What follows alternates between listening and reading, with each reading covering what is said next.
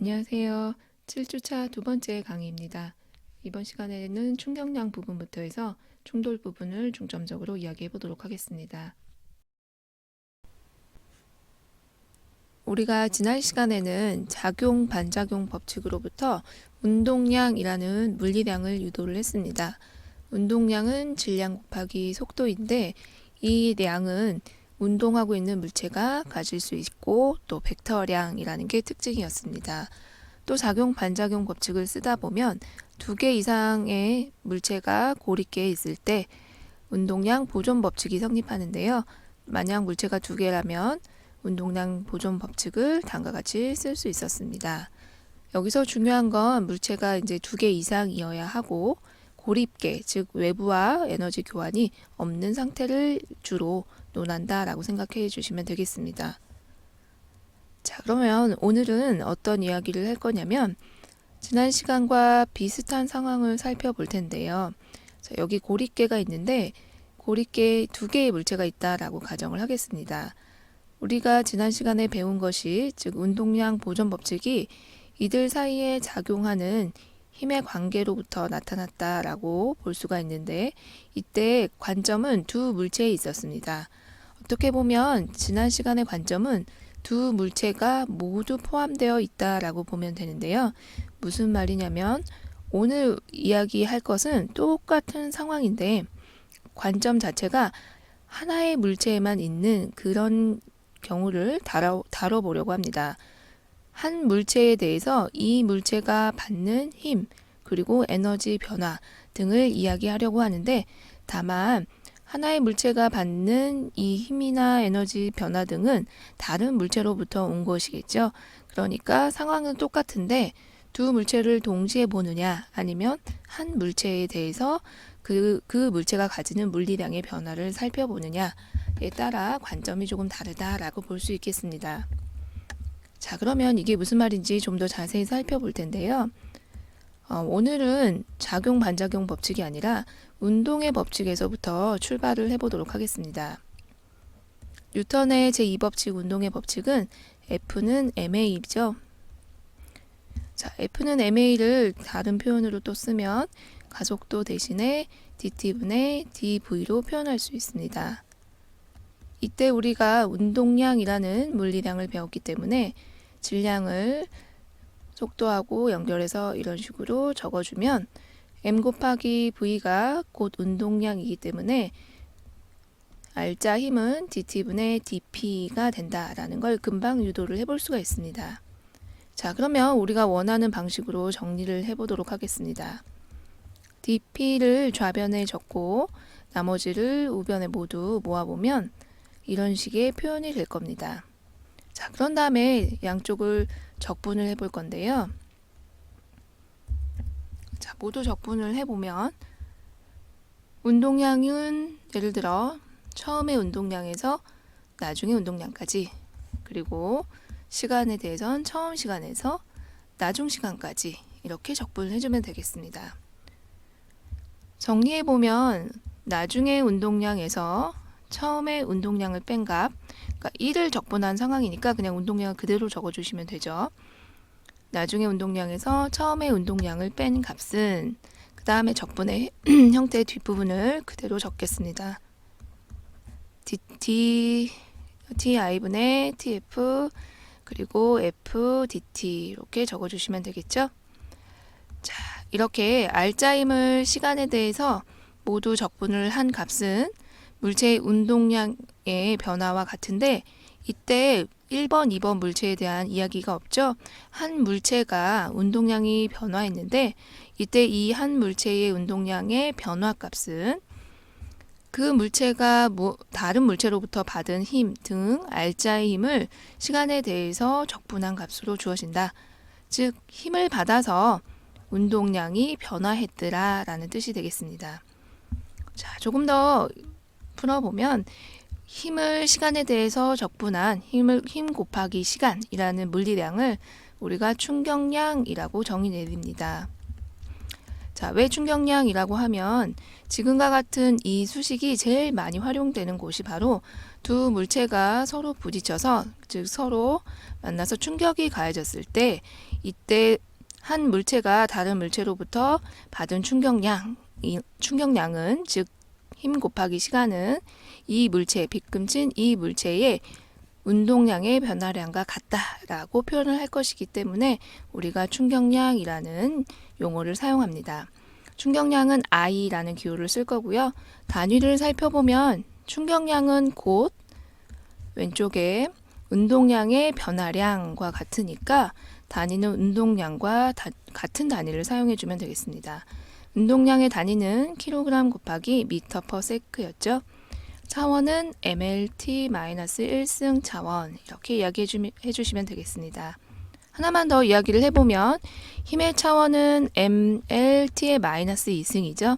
여기에 dt가 곱해져 있으니까 시간을 곱해주시면 됩니다. 그러면 제일 가운데 있는 힘을 시간에 대해서 적분한 부분에서 차원을 계산할 수 있는데 차원이 mlt-1승 이렇게 된다라는 것을 알 수 있겠습니다. 정리해서 다시 이야기를 해보면 어떤 물체가 있는데 이 물체가 다른 물체로부터 충격을 받았습니다. 즉 어떤 물체가 다른 물체로부터 예를 들어 힘을 받았다, 즉 충격을 받았다라는 말이 힘을 받았다라는 표현인데 이 힘이 시간에 대해서 변할 때 이런 식으로 시간에 대해서 변하는데 순간적으로 둘이 부딪혀서 굉장히 큰 힘이 작용을 하고 그리고 다시 힘이 사라지는 주로 이런 경우에 우리가 운동량, 충격량을 많이 논하게 됩니다. 처음 시간에서 나중 시간에 대해서 힘이 이런 식으로 변하는 경우가 가장 많은 경우이고요. 이때 시간과 힘을 곱해서 적분한 것, 즉 그래프에서 면적에 해당이 되겠죠. 이러한 면적에서 요 부분이 차지하는 요 아래쪽 면적이 차지하는 부분을 우리가 충격량이라고 정의 내리자라는 것입니다. 충격량은 다시 한번 수식으로 표현을 해보면 힘을 시간과 곱해서 처음 시간에서 나중 시간을 곱하는 경우 이것을 충격량이라고 말한다. 충격량은 두 물체가 있었는데 한 물체 입장에서 바라보는 것입니다. 한 물체가 다른 물체로부터 충격을 받아서 그래서 이 힘을 우리가 충격력이라고 부르기도 합니다. 또한 이 충격을 받아서 그 물체는 속도가 바뀌게 되죠. 즉 속도의 크기나 방향 등이 바뀌게 되는데 정확하게 운동의 법칙으로 유도를 해보면 그 물체의 운동량의 변화량 값과 같더라. 충격량은 나중의 운동량에서 처음에 운동량을 뺀 값과 같더라 라는 것이 가장 중요한 내용이 되겠습니다. 정리해보면 충격량에서 여러분이 꼭 기억해야 될 부분은 이 부분이다 라고 생각을 하시면 되겠습니다. 자, 그러면 충격량을 응용할 수 있는 문제를 풀어보도록 하겠습니다. 이 문제는 자동차가 충돌하는 그런 실험에서 자동차가 벽과 충돌한 후에 이때 자동차의 속도 변화를 이제 계산하는 문제입니다. 이 문제를 잘 보시면 물체가 두 개가 있죠. 자동차하고 벽이 있습니다. 자, 그러면 언제 이런 충격량 관련해서 문제를 푸느냐가 여기에 보여지고 있습니다. 예를 들어서 물체가 두 개긴 두 개인데 자동차랑 벽 이러면 사실 우리가 벽에는 별로 관심이 없죠. 이 자동차의 운동의 모습에 주로 관심이 있습니다. 이런 식으로 두 물체가 만났는데 충돌을 했는데 한쪽 물체에 주로 관심이 있을 때, 즉 자동차의 운동의 모습의 변화에 관심이 있을 때 그때 사용할 수 있는 물리량이 보통 충격량 또는 힘 이런 거라고 생각을 하시면 되겠습니다. 자, 그래서 자동차가 처음에는 VI가 마이너스 15i였고 VF가 3i로 처음에는 마이너스 i 방향이었다가 충돌한 후에는 플러스 i 방향으로 이제 반대 방향으로 튀어나온 그런 상황이 되겠죠. 충돌을 하는 동안에 즉 벽과 자동차가 실제로 만나서 벽이 자동차에 힘을 준 그런 시간이 나와져 있는데요. 그 시간은 문제에서 충돌이 0.1초 동안 일어났다라고 했으니까 0.1초라고 보시면 되겠습니다. 자, 그래서 문제에 주어진 이 0.1초를 우리가 충돌이 일어난 시간 델타 t로 놔두면 되겠죠. 자, 그러면 첫 번째 문제 충격량을 계산해 보도록 하겠습니다. 충격량은 그 정의가 운동량의 변화로서 여기서 충격량은 벡터량이라는 거 어느 방향으로 어떻게 서로 충격을 가했는가는 중요한 문제일 테니까 방향을 넣어서 물리량을 표현해 주세요. 자, 그러면 운동량의 변화는 mvf mvi가 될 거고 이때 이 m은 지금 내가 관심 있는 자동차일 테니까 1000kg이라고 하시면 될 거고요. 이 문제는 간단한 편이니까 벡터로 그냥 바로 풀어보도록 하겠습니다. 자, 3i 마이너스 그리고 vi라는 벡터가 마이너스 15i라고 했으니까 이렇게 계산해 주시면 되겠네요. 유효 숫자 부분은 생략하고 이론 계산할 때는 간단하게 쓰도록 하겠습니다. 자, 정리해보면 1000kg짜리 자동차가 받은 충격량의 크기는 1.8 곱하기 10의 4승이고요.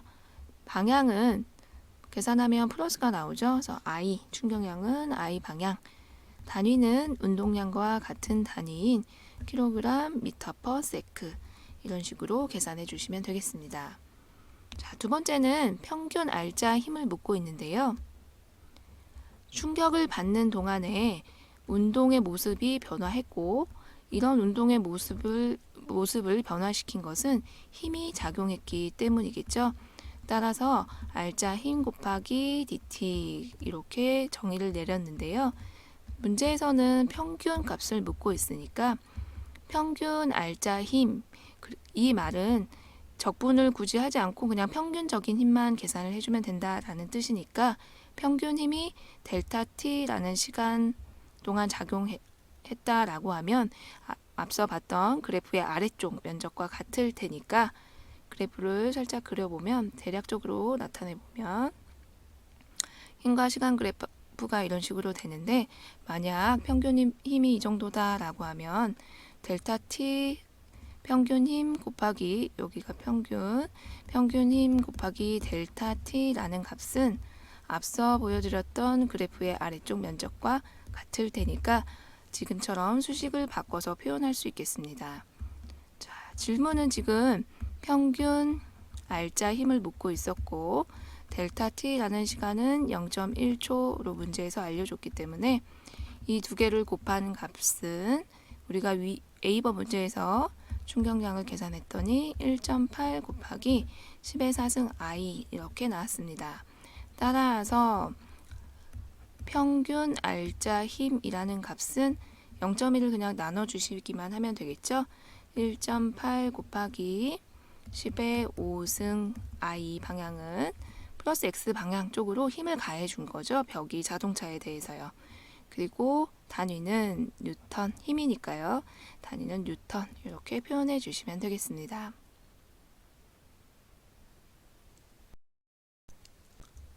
자, 이번에는 충돌하는 두 물체의 현상을 집중적으로 살펴보도록 하겠습니다.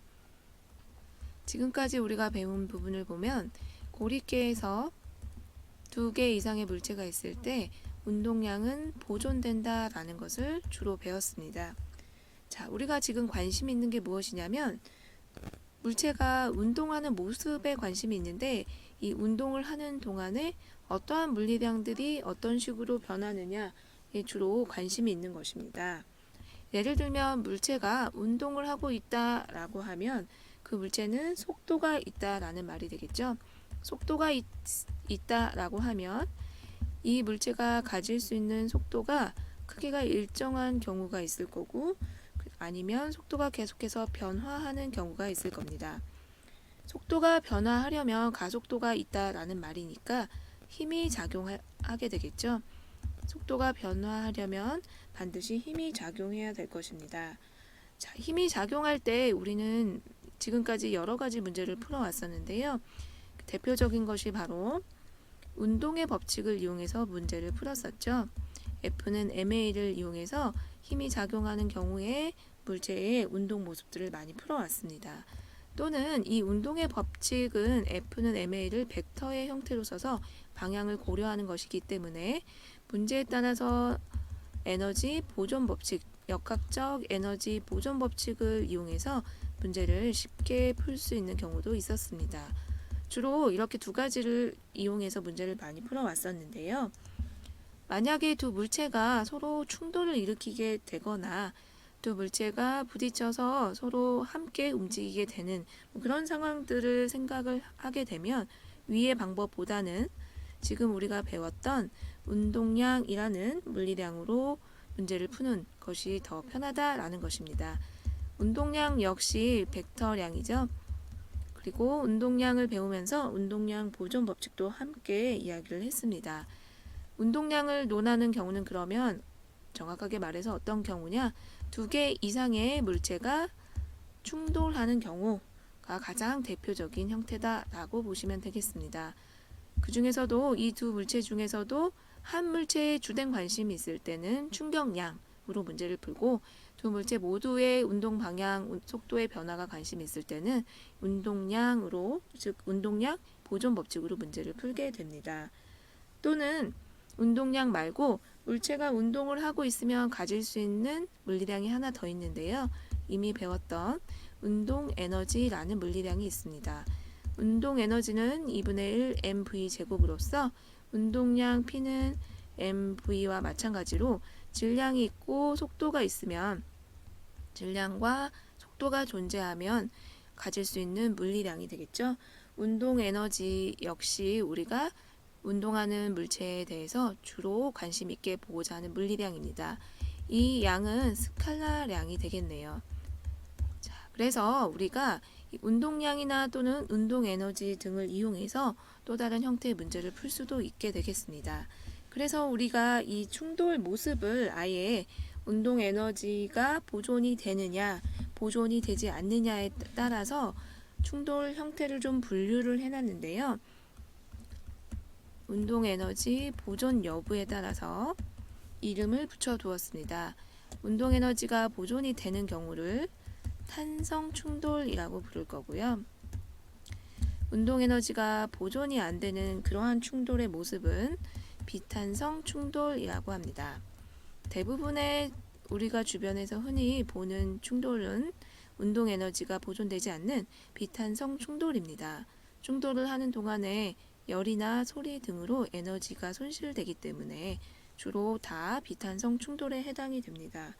또한 비탄성 충돌 중에서는 충돌한 후에 물체가 하나의 물체가 되어서 같은 속도로 이동하는 경우가 있는데 우리가 그러한 충돌을 완전 비탄성 충돌이라고 합니다.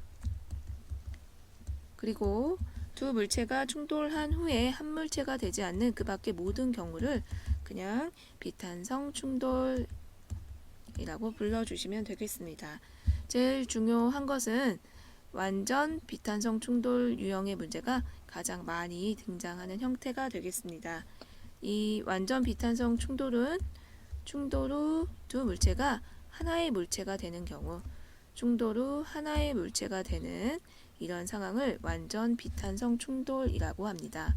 완전 비탄성 충돌의 경우에도 우리가 앞에서 이야기했던 운동량 보존 법칙은 그대로 성립을 하겠죠. 운동량 보존 법칙은 성립하는 거고 그 다음에 운동 에너지 보존 법칙은 성립하지 않는다 라고 생각하시면 되겠네요. 자, 그러면 우리가 완전 비탄성 충돌이 가장 중요하다 라고 했으니까 완전 비탄성 충돌 문제부터 먼저 풀어보도록 하겠습니다. 3번 문제입니다. 이 문제는 총알이 날아가서 나무 도막에 부딪혀서 그 이후에는 총알과 나무 도막이 함께 움직이는 그런 문제이기 때문에 충돌 후 두 물체가 한 물체가 되었으니까 완전 비탄성 충돌이라고 생각하시면 되겠습니다. 자, 이 문제 같은 경우에는 근데 충돌 후에 높이가 나무 도막의 높이 자체도 바뀐 문제여서요. 상황을 설정하실 때 먼저 A 상황, 보통의 처음 상황인데요. 총알만 움직이고 나무도막은 정지해 있는 그런 상황이라고 생각하시면 되겠습니다. B번 상황도 설정을 해볼 텐데요. B라는 상황은 총알과 나무도막이 만나서 이 자리에서 지금 부딪힌 상황이다. 충돌을 일으키고 난 후다라고 생각을 하시면 되겠습니다. 하지만 여전히 물체는 여기 두 물체가 함께 있다가 곧 올라가기 직전의 상황, 아직은 올라가지는 않은 그런 상황이다 라고 보시면 되고요. 마지막에 C번이 두 물체가 이제 함께 이동을 해서 높이가 바뀌게 된 그런 상황이라고 보시면 되겠습니다. 자, 이 경우에 대해서 먼저 두 가지로 나누어서 문제를 풀 텐데요. A에서 B까지 가는 이런 상황만 먼저 살펴보도록 하겠습니다. A에서 B까지 가는 동안에 물체는 지금 충돌을 일으키고 있는 상황이 되겠죠. 자, 이 경우에는 충돌을 하고 있으니까 운동량이라는 식을 이용하는 것이 편하겠습니다. 자, 그래서 운동량 보존 법칙을 적어 볼 텐데요.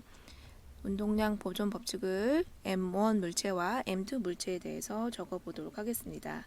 총알이 M1이고 이 총알이 처음에 날아간 속도가 V1A이고 어차피 한 X축 방향 하나의 방향으로만 움직이고 있으니까 벡터 표시는 빼고 쓰도록 하겠습니다. 자, 그 다음에 두 번째 M2 플러스 V를 쓰려고 봤더니 어차피 나무도망은 정지해 있었죠. 이쪽이 지금 A라는 지점의 처음 상황인데 이 상태일 때는 나무도막이 정지했으니까 두 번째 항은 아예 쓸 필요가 없겠죠. 0, M2에 해당되는 건 정지 상태다 라고 보시면 되겠습니다. 자, 그 다음에 나중 상황, 즉 B까지 도달했을 때의 상황인데요. 이 경우에는 두 물체가 하나의 물체처럼 움직이는 상황인데 그때를 M1 플러스 M2 질량이 되겠죠. 두 물체가 합쳐져서 M1 플러스 M2가 되었고 그림에서 보면 충돌 직후 물체의 속도는 VB고 X축 방향이라고 그림에 그려져 있으니까 그걸 그대로 이용해 보도록 하겠습니다. 결과적으로 X축 방향으로의 속도밖에 없으니까 식을 그냥 하나로 표현을 했습니다. 자, 이렇게 됐을 때 우리가 계산할 수 있는 거는 VB라는 값을 계산할 수 있겠습니다. VB는 M1 플러스 M2분의 M1 V1A 이렇게 표현이 되겠네요. 그래서 처음에 총알의 속도와 그리고 두 개가 합쳐져서 총알과 나무도막이 합쳐진 후의 속도 사이에 관계식을 파악할 수 있게 되었습니다. 자, 이번에는 B에서 C로 넘어가는 상황을 살펴보도록 하겠습니다. 이미 충돌 상황은 끝났기 때문에 잘 보시면 B라는 상황에서 C라는 상황으로 넘어가는 동안에 할 수 있는 일은 위치가 변화하는 것이라는 것을 알 수 있겠죠. 따라서 위치, 즉 중력에 의한 위치가 변화하는 이러한 상태는 역학적 에너지 보존 법칙으로 문제를 풀어보도록 하겠습니다. 자, 그래서 역학적 에너지 보존 법칙을 간단하게 쓰면 델타 K 또는 델타 KE라고 쓰시면 되겠죠. 자, 그 다음에 델타 PE는 0 이렇게 써주시면 간단하게 표현을 하게 된 것입니다. 또는 델타 K 플러스 델타 U는 0 라고 써주시면 되겠죠. 운동 에너지는 K 또는 KE, 위치 에너지는 U 또는 PE라는 표현을 써주시면 되겠습니다. 자, 그럼 운동 에너지 변화량부터 계산을 해볼 텐데요. 운동 에너지 변화량을 살펴보면 처음에 B라는 위치에 있을 때는 물체가 움직였고 C라는 상황까지 가게 되면 물체는 더 이상 움직이지 않는 정지 상태가 되겠습니다. 따라서 나중에 운동 에너지는 0, 그리고 처음에 운동 에너지를 빼줄 텐데 이때 두 물체의 질량의 합 곱하기 그리고 그때 두 물체가 움직이고 있을 때의 속도의 제곱을 해주시면 되겠죠. 자, 그 다음에 운동 에너지의 변화량은 모두 계산을 했으니까 위치 에너지의 변화량을 계산을 해볼 텐데요. 나중에 위치 에너지에서 처음에 위치 에너지를 뺄 건데 어차피 변화량이 H니까 처음 상황을 위치가 0, 그다음에 나중 상황을 위치가 h라고 보시면 되겠네요. 따라서 나중의 위치 에너지인 m1 플러스 m2 GH에서 처음의 위치 에너지인 0을 빼주면 역학적 에너지 보존 법칙을 모두 사용하게 된 것입니다. 정리를 해보면 VB 값을 우리가 계산을 할 수가 있는데요. VB 값은 m1 플러스 m2는 지워지고 그 다음에 남는 것은 루트 2GH가 됩니다. 자, 그런데 질문은 이 높이 h의 값을 알 때 총알의 속력은 얼마냐 라는 것이 질문입니다. 따라서 문제의 질문에 대답을 하려면 총알의 속력, 즉 V1A를 대답해 주셔야 되겠죠. V1A는 얼마냐면 앞에 있던 식을 이용해 주시면 되겠네요. 자, 1번 수식을 활용해서 문제를 더 풀어보도록 하죠. V1A는 M1분의 M1 플러스 M2 VB가 될 테니까 정리해보면 M1 플러스 M2가 아니고 바뀌었네요. 분모가 M1 그대로 가져가시면 되겠죠? 자, M1 분의 M1 플러스 M2 그리고 VB가 루트 2GH가 되니까 이런 식으로 정리를 해주시면 되겠네요. 결과적으로 총알의 속력을 우리가 질량은 문제에서 주어져 있었고 중력과 속도 알고 있고 그리고 이 높이 h의 값을 알 때라고 이미 문제에서 알려줬으니까 결론적으로 총알의 속력은 다음과 같이 표시될 수 있겠습니다.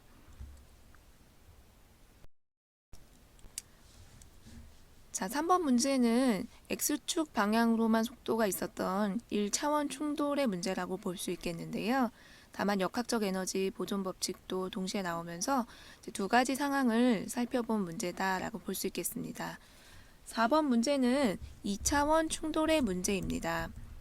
이 문제에서는 움직이는 방향이 X축 방향만 있는 것이 아니라 두 가지 방향이 모두 있는 문제이고 2차원 충돌이면서 또 충돌 후에 이 두 자동차가 함께 움직이게 되거든요. 서로 붙어 있는 그런 상황이기 때문에 여전히 완전 비탄성 충돌이라고 보시면 되겠습니다. 자, 그러면 2차원 충돌 문제를 한번 풀어보도록 할 텐데요. 문제에서 보시면 자동차가 있었는데 승용차가 동쪽으로 달리고 있는데 이때 속도는 30m/s고 북쪽으로 달려오는 또 다른 트럭이 있습니다. 이 트럭하고 부딪히게 되는 충돌을 일으키는 그런 유형의 문제가 되겠습니다. 트럭은 15m/s로 북쪽으로 달렸다라고 되어 있습니다. 자, 그럼 문제 설정을 해볼 텐데요.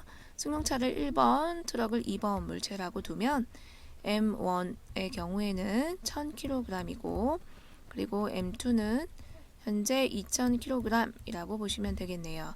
자, 그 다음에 속도는 방향성이 중요하겠죠. 그래서 V1I는 동쪽 방향이라고 했으니까 동쪽 방향을 X축 방향이라고 두어서 30I라고 두기로 하고요. 그 다음은 V2I인데요. 이때 북쪽 방향을 우리가 Y축 방향으로 두기로 하겠습니다. 따라서 15J 이런 식으로 표현해 주시면 되겠죠. 자, 그럼 운동량 보존 법칙이 성립하는 그런 경우이니까요. 운동에너지 보존 법칙은 만족하지 않죠. 비탄성 충돌이니까. 따라서 운동량 보존 법칙을 적어 볼 텐데 일단 2차원 충돌이지만 그대로 그냥 벡터 형태로 모두 쓴다 그러면 M1 V1I, M2 V2I 그리고 M1 V1F 플러스 M2 V2F는 같다 라고 써주시면 되겠죠. 지금 쓴 식은 P1I 플러스 P2I는 P1F 플러스 P2F와 같다라는 운동량 보존 법칙을 적어준 거죠. 델타 P1 플러스 델타 P2는 없다, 변화량이 없다, 즉 계속해서 보존된다 라는 식을 제가 풀어서 써본 것입니다. 만약에 사실 이 문제는 비교적 간단한 축에 속해서 벡터로 그대로 풀 수도 있겠는데 때에 따라서는 좀 복잡한 경우도 있을 수 있으니까 X축과 Y축으로 나누어서 문제를 풀어주시면 됩니다. 특히 저는 지금 직각의 형태로 문제를 풀고 있지만 서로 각이 직각이 아닌 상태로 충돌을 일으키는 경우도 있기 때문에 코사인 세타, 사인 세타 이런 식으로 X성분, Y성분을 분리해야 되는 경우도 있을 수 있습니다. 그래서 그럴 경우를 대비해서 그냥 X 따로, Y축 따로 문제를 다시 한번 써보도록 하겠습니다. 자, X축에 대한 운동량 보존 법칙을 다시 써보면 M1 V1I M1 V1I는 이때 X축 방향으로 트럭은 움직이지 않으니까 승용차에 대해서만 운동량을 써주시면 되겠죠. 자, 그리고 두 물체가 하나로 합쳐져 있다 했으니까 M1 플러스 M2 그리고 나중 속도가 되겠네요. 그런데 나중 속도이고 어차피 지금 두 물체가 합쳐졌으니까 속도가 하나밖에 없죠. 그래서 그냥 VF라고 쓰고 X 성분만 표현해 볼까요? X 성분이다. 자, Y축도 이야기해 볼 텐데 어차피 승용차는 X축으로만 이동했으니까 트럭만 써주시면 되겠죠. 따라서 M2 V2I는 그 다음에 합쳐졌으니까 M1 플러스 M2 그리고 VF 나중에 두 물체가 합쳐졌을 때의 속력의 Y성분 이런 식으로 표현해 주시면 되겠네요. 계산을 해 보시면 이제 계산이 어렵지 않으니까 바로 정리를 해 볼 텐데요. VFX X 방향의 속도의 크기는 10이 되고요. 정리해서 다시 풀어보면 숫자 넣어서 풀어보시면 VFY도 10 이렇게 됩니다. 따라서 두 자동차가 충돌 후에 속도의 크기와 방향을 구하여라 라고 했는데 이럴 때는 그냥 VF라는 벡터로 하나로 표현을 해주셔도 됩니다. 어차피 내가 벡터로 표현을 한다라는 것은 거기에 크기와 방향이 모두 포함되어 있으니까 10i 플러스 10j 단위는 미터 퍼 세크 이런 식으로 나타내 주셔도 되고요. 그 다음에 크기 따로 방향 따로 계산을 하셔도 뭐 상관은 없겠습니다. 그래서 크기는 지금 만약에 VF 전체의 속도 벡터, 나중 속도 벡터의 크기를 계산하고 싶다라고 하면 대로 계산해 주시면 되겠죠. 10의 제곱 플러스 10의 제곱에 그 두 값을 더해서 루트를 취해 주면 되니까 10 루트 2 이런 식으로 계산을 해 주시면 되고 이 벡터는 X성분과 Y성분이 똑같겠죠. 따라서 X축으로부터의 각도를 쉽게 계산할 수 있는 문제가 되겠네요. 45도 X축에서부터 45도 각도를 이루고 있다. 이런 식으로 표현을 해주셔도 되겠습니다. 자, 우리가 이렇게 해서 2차원 충돌까지 문제를 다 풀어봤는데요. 저는 완전 비탄성 문제만 다루어 보았습니다. 그래서 우리가 대학교 물리에서 이 완전 비탄성 이외의 것들을 다루는 일이 그리 많지는 않으니까 완전 비탄성 위주로 공부를 해주시면 되겠습니다.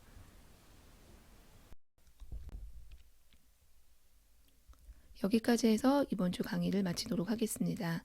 저는 9장 선운동량과 충돌 부분에서 두 입자 사이에 충돌이 일어났을 때 이 충돌을 설명하기 위한 물리량인 선운동량과 충격량에 대해서 주로 이야기를 했습니다. 우리 교재에는 다체계와 관련된 부분도 들어있는데요. 이 부분은 더 공부를 해볼 학생들이 각자 공부를 하는 것으로 하겠습니다. 시험에서는 두 입자 사이의 충돌 부분, 즉 제가 오늘 강의한 부분을 집중적으로 공부하시면 되겠습니다. 수고하셨습니다.